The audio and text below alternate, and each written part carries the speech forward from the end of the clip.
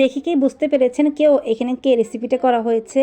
নিশ্চয় কেউ একটু অনুমান করে যাচ্ছেন, হয়তোবা আচার, আমের আচার, তা না হলে ডাল ভুনা, তা না হলে অন্য কিছু। তো আমি বলে দিচ্ছি এটা হচ্ছে চনা ডাল দিয়ে আমের আচার, একদম ইউনিক একটা রেসিপি। আমি জানি না কেউ আগে করেছেন কি না, তবে আমি মনে হয় অনেকেই জানেনই না ঠিক এই রেসিপিটা। তো আজকে করেছি চনা ডাল দিয়ে আমের আচার। এটা এত টেস্টি, আপনার বাসায় যেন কোনো কিছুই থাকবে না, শুধুমাত্র এই আচারটা দিয়ে ভাত বা রুটি যে কোনো কিছু খেয়ে নিতে পারবেন। তো দেখতে মনে হচ্ছে কতটা টেস্ট হয়েছে, আর প্রতিটা ডাল একদম আস্ত আছে কিন্তু একদম গলে গিয়েছে কত সুন্দরভাবে। ঠিক কীভাবে রেসিপিটা করেছি, মানে আচারটা বানিয়েছি আপনাদের সাথে, সেটাই শেয়ার করবো আজকে। দেখুন আমি দেখিয়ে দিচ্ছি কত সুন্দরভাবে ডালটা গলে গিয়েছে। বিসমিল্লাহির রহমানির রহিম, আসসালামু আলাইকুম, ওয়েলকাম আপনার স্নিগ্ধবন্ধু মমস কিচেন অ্যান্ড ব্লগ। আশা করি সব ভালো আছেন। তো যেহেতু বৃষ্টির পর একটু একটু রোদও উঠছে, তো শিফাকে গিয়েছিলাম আমরা একটু ছাদে। তো দেখুন ছোটো ছেলে ছাদাতে কিছু কাঁচামরিচ নিয়ে আসছে, আর কাঁচামরিচ আনার সময় ওর ভিডিওর ক্যাটাগরি কী করে যাচ্ছে।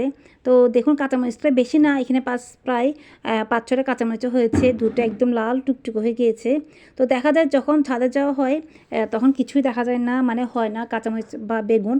কিন্তু যখন কয়েকদিন গ্যাপ দেওয়া হয় দেখা যাচ্ছে কাঁচামরিচগুলো লাল হয়ে যাচ্ছে বা বেগুন হলুদ হয়ে যাচ্ছে। আসলে জানি না কেন। তো কিছুটা রোদ ছিল, রোদ দেখে একটু ভালো লাগছিল, কারণ কিছু কাপড় চোপড় শুকিয়ে নিতে হবে। তো কিছু হ্যাঁ শাকও হয়েছিল, এগুলো হচ্ছে মিষ্টি কুমড়া শাক। মিষ্টি কুমড়া শাকটা আর লাউ শাকটা আসলে খুব ভালো লাগে। তো আমাদের মিষ্টি কুমড়া শাকের পাতাটা অনেক বড় হয়েছে, তো ওগুলো ছেলে কেটে নিয়ে আসছে। ঝকঝকে রোদে খুব ভালোই লাগছিল। সবসময় আসলে আমরা রোদটাকে বিরক্ত ফিল করি, মানে ভালো লাগে না। কিন্তু আসলে পৃথিবীতে আল্লাহ পাকের দুনিয়ায় আমাদের সব জিনিসই আমাদের উপকার আসে, আসলে আমরা যখন সেটা পাই না তখনই বুঝতে পারি। তো যাই হোক, বিজ্ঞের মতো কথা বলে তো লাগ নাই। এখন আমি শাকগুলো নিয়ে যাব, ভাবছিলাম শাকগুলো দিয়ে মাছ দিয়ে একটু পাতুরি করব, কিন্তু সেটা করা হয়নি, কারণ অনেক দিন ধরে আচার বানাবো আর সব আপুরা আচার বানিয়ে ফেলছে। মোবাইলে আচার দেখে দেখে আমার ছেলেদের জিভে পানি চলে আসছে, সাথে সাথে আমারও। তো এই সব আচার বানিয়ে ফেলবেন, আমি বসে থাকবো, সেটা কি আর হয়? তা ভাবছিলাম আসলে আচার বানাবো না, কারণ আমার বাসায় ওরা সবাই আচার খেকো, এত আচার পছন্দ করে, এত আচার খায়, মানে রুটি ভাতের সাথে সব কিছুর সাথে ওরা আচার খাবে। আর তাছাড়া আমি আচার পাতিল থেকে নিয়ে পটে রাখতে রাখতে আচারগুলো প্রায় ফিনিশ হয়ে যায়। তো এই জন্য প্রথমে ভাবছিলাম এবছর আচার বানাবো না, আর শুধু মোবাইলে দেখবো, কিন্তু তারা হয়নি। তো এর মধ্যে নিয়েছিলাম 7 কেজি মতো কাঁচা। তো কাঁচা মানার পরে আসলে কয়েকদিন রেখে দেওয়ার কারণে একটু মানে পেকে গিয়েছিল। তো এখন তারপরেও কিছু ভর্তা করে বানিয়েছি, আর আমার মনে হচ্ছে কাঁচা আমগুলো অনেক বেশি টক ছিল। এই যে ফাঁকে বলিনি, দেখুন লাউ শাকগুলো কত সুন্দর হয়েছে। লাউ শাক না, আসলে সরি, মিষ্টি কুমড়া শাক।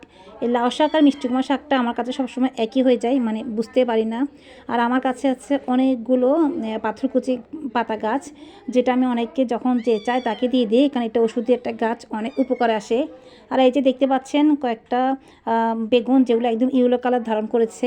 এগুলো আসলে ভিতরে বিচিটা অনেক বেশি হয়ে যায়, কেন ইয়েলো হয় আসলে জানি না, কিন্তু আমরা যখন কয়েকদিন নিয়ে আসি না তখনই দেখা যাচ্ছে বেগুনগুলো এরকম ইয়েলো কালার হয়ে যাচ্ছে। তো এগুলো একদম শক্ত হয়ে যায়, মানে টেস্টও নষ্ট হয়ে যায়। তারপর যেহেতু গাছের একটু মানে একটু শখ থাকে, তো আর মানে ফেলে দিই না, রেখে দিয়ে নিয়ে আসি, নিয়ে এসে রান্নাই করে ফেলি। তো সেই বেগুন দিয়ে রান্না করব, ভাবছি চিংড়ি শুকিয়ে দিয়ে আলু চচ্চড়ি অল্প করে, কারণ এটা আমার ছেলেরা খাবে না। তো ওরা যখন দেখছে সকাল থেকে আচার প্রিপারেশন চলছে, তো ওটাতেই ওরা খুশি।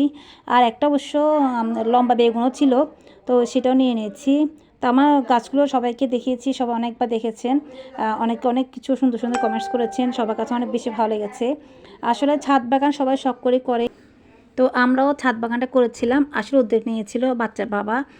তো ছাদ বাগানে এখন যখন হয় আসলে দেখতে খুব ভালো লাগে। আর পুঁই শাক গাছগুলো, মিষ্টি কুমড়া শাক আর বা লাউ শাক, ওগুলো আমার ছোটো ছেলে বড় ছেলে ওরা গিয়ে গিয়ে ফেলে আসতো। তো মাসাল্লাহ ওগুলো দেওয়ার কারণে হয়ে গিয়েছে, কারণ আমাদের দেশের বাংলাদেশের মাটিটা অনেক উর্বর আছে। তো এই যাই হোক, ছাদে নিচে চলে আসলাম। এই যে দেখিয়ে দিচ্ছি আমগুলো, দেখুন আমগুলো দেখতে কিন্তু আসলে অনেক সুন্দর ছিল, মানে একদম সবুজ, মধ্যে একদম লম্বা লম্বা, ভিতরে একটা আটিও ছিল না। কিন্তু আমার 2 দিন থেকে যাওয়ার কারণে একটু নরম হয়ে গেছে, আর কিছু দাগ ছিল যেগুলো একটু মানে একদম নষ্ট হয়ে গিয়েছে, তো বেশি নষ্ট হয়নি, 2-1টা নষ্ট হয়েছে। আর এই যে আমি এখানে নিয়েছি চনার ডাল, আমি কিন্তু বুটের ডাল নিয়ে নিয়ে চনার ডালটা নিলে বেশি ভালো হয়। বুটের ডালটা স্কিপ করার চেষ্টা করবেন, কারণ চনার ডালটা দিলেই বেশি ভালো আসে। আমি এখানে 1 কেজি চনার ডাল নিয়েছি।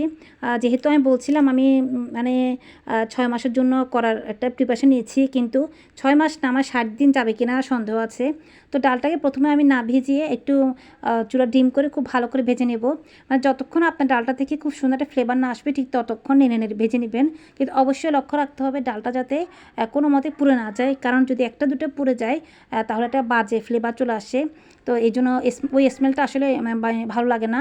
এই যে ডালটাকে আমি খুব ভালো করে ধুয়ে প্রায় 3-4 ঘন্টার মতো ভিজিয়ে রেখেছি, তাহলে চালটা সিদ্ধ হবে তাড়াতাড়ি আর একদম আস্ত থাকবে, নরম হয়ে যাবে না। তো ডালটা আমি সিদ্ধ বসিয়ে দিয়েছি। আর চারপাশে যে ফেনাগুলো আছে সেগুলো সব অবশ্যই কেটে ফেলে দিবেন, কারণ ফেনাগুলো আসলে স্বাস্থ্যের জন্য ভালো না। তো আমি এই ফাঁকে আমি সবগুলো আমি এরকম পিস পিস করে কেটে নিয়েছি। আপনারা যেভাবে খুশি সেভাবে করে নিতে পারেন, একটু মোটা করে নিলেও সমস্যা নাই, কিন্তু যার যেভাবে খুশি, কারণ আমগুলো নরম হয়ে যায়। তো প্রথমে আমি এখানে সয়াবিন তেল আর সরষের তেল মিক্স করে দিয়ে দিয়েছি, যেহেতু সরষের তেলটা আমি কমই দিয়েছি।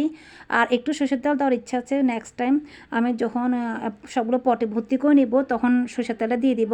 এই যে তেলটা দিয়ে আমগুলো দিয়ে খুব ভালো করে আমি নেড়ে চেড়ে নিচ্ছি। দেখতেই তো সবাই পারছেন, দেখেই সবাই বুঝতে পারেন আসলে। তো এতক্ষণ যারা শুনছেন দেখছেন তারা অবশ্যই বলেন সবাই কি আম ডাল এভাবে কখনো খেয়েছেন, মানে আম ডাল আচারকে কখনো দেখেছেন বা খেয়েছেন? যদি না খেয়ে থাকেন বাসায় একবার ট্রাই করবেন, দেখবেন অন্য কোনো রেসিপির থেকে বা অন্য কোনো আচারের থেকে এটা কোনো অংশ কম টেস্ট হবে না। আমি জানি সব আপুদের সবার আচারটা অনেক বেশি টেস্ট হয়। তো এই যে দেখতে দেখতে নিশ্চয়ই সবাই বুঝতে পারছেন আমি কীভাবে করেছি, একদম ইউনিক একটা আম ডাল। আর অবশ্যই একটু খেয়াল রাখবেন ডালটা যদি না পুড়ে যায়, কারণ আমটা যদি না পুড়ে যায়, কারণ পুড়ে যাওয়া জিনিসটা খুব কম ভালো লাগে না। তো সবাই বর্ষাকালে কেমন আছেন? আশা করি সবাই ভালো আছেন, কমেন্টস করে জানাবেন। সবাই স্পেশাল শীতে বর্ষায় কে কী করছেন সেটাও আমাদের সাথে শেয়ার করবেন। যখনই দেখবো এখানে আমি আমের উপর তেলটা উঠে এসেছে, তা আমি এই আচারের পাউডারটা দিয়ে দিব, কারণ এটা কোনো আসলে অ্যাড না, আমি আচারের পাউডারটা ইউজ করি। আচারের পাউডারটা খুবই ভালো একটা স্মেল থাকে, মনে হয় এই আচারের পাউডারতে ওরা সরিষাটা একটু বেশি দেয়, তো আমার কাছে এর জন্য মনে হয় কালারটা খুব সুন্দর আসে। তো যখন আমার মনে হচ্ছিলো আমটা একদম পানি শুকিয়ে গিয়েছে, মানে তেলটা উপরে উঠে এসছে, তখন ডালটা দিয়ে দিচ্ছি। অবশ্যই এখানে আমি কিছু আস্ত মশলাও দিব আচারের, তাহলে ফ্লেভারটা আরও বেশি থাকে। আর আস্ত দানা দানা ভাবটা একটু জিভা নিচে পড়লে, দাঁতের নিচে পড়লে অনেক বেশি ভালো লাগে। এই যে প্রায় এখানে দিয়ে দিয়েছি আমি 1 কেজি চিনি। তো সবাই জানেন আমের আচার মানে চিনি আর তেলে 12টা বাজবেই, তা না হলে টেস্ট আসবে না। আর আমরা তো যেহেতু চিনিটা বেশি খাই, তা আমি চিনিটা বেশি দিচ্ছি। অবশ্য নেক্সট টাইম আমি এখানে আরও হাফ কেজি চিনি অ্যাড করেছি, কারণ আমার একটু মনে হচ্ছিলো টক বেশি হয়েছিল। তো টোটাল বলতে গেলে আমার 7 কেজি আচার হলে 7 কেজি আম, 1 কেজি চনার ডাল আর 1.5 কেজি হবে চিনি। তো এভাবে করেছি। আর তেলটা নাইবা বললাম, কারণ সরষের তেলটা আমি একটু কম দেওয়ার কারণে সয়াবিন তেল অ্যাড করেছি। তো এই যে আমি আচার পাউডারটা দিয়ে খুব ভালো করে মিক্স করে দিচ্ছি। আসলে যখন চিনি এটা গলে যাবে, পানি থাকবে, ঠিক তখনই আপনি যদি আচারের পাউডারটা দিয়ে দেন তাহলে খুব ভালো করে মিশে যাবে। তো আমি একটু দেরি করেছিলাম। আর খুব বেশি ফ্লেভারের জন্য দিয়ে দিচ্ছি আমি এখানে একটা এলাচটা দিলে খুব ভালো ফ্লেভার আসে। দিয়ে দিয়েছি এখানে মেথি, কালো জিরা, আর বেশি করে দিয়েছি মিষ্টি জিরা, আর একদম সামান্য পরিমাণে দিয়েছিলাম আমি আস্ত জিরা, আমরা যেটা রান্না ইউজ করি।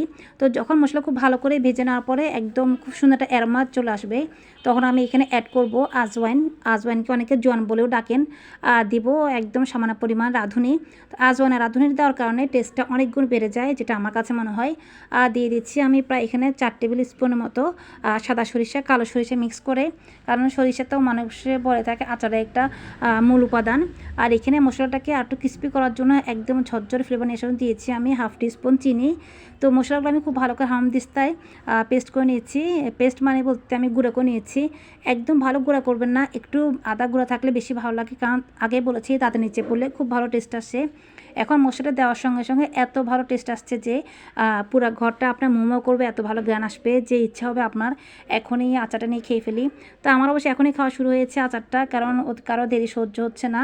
তো এই যে আজকে আমার আমডাল আচারটা কেমন হয়েছে অবশ্যই সবাই কমেন্টস করে জানাবেন। আর অবশ্যই আমি সবার প্রতি কমেন্টসটা একটু দেরি হলেও রিপ্লাই দিয়ে দেবো ইনশাল্লাহ। আমাদের কিছুক্ষণ হলেও ওয়েট করবেন। আর সবাই অনেক বেশি ভালো থাকবেন, আমাদের সবার জন্য দোয়া করবেন। কথা বলতে বলতে আজকে প্রায় শেষে চলে আসলাম। নিশ্চয়ই সবার দেখে ভালো লেগেছে। আর বিশ্বাস করেন এই আমডাল আচারটা অনেক মজা হয়, অনেক টেস্ট হয়। সবার একবার হলেও অল্প পরিমাণ দিয়ে অল্প কিছু ট্রাই করে দেখতে পারেন। আজকে আমাদের বিদায় নিচ্ছি, আল্লাহ হাফেজ।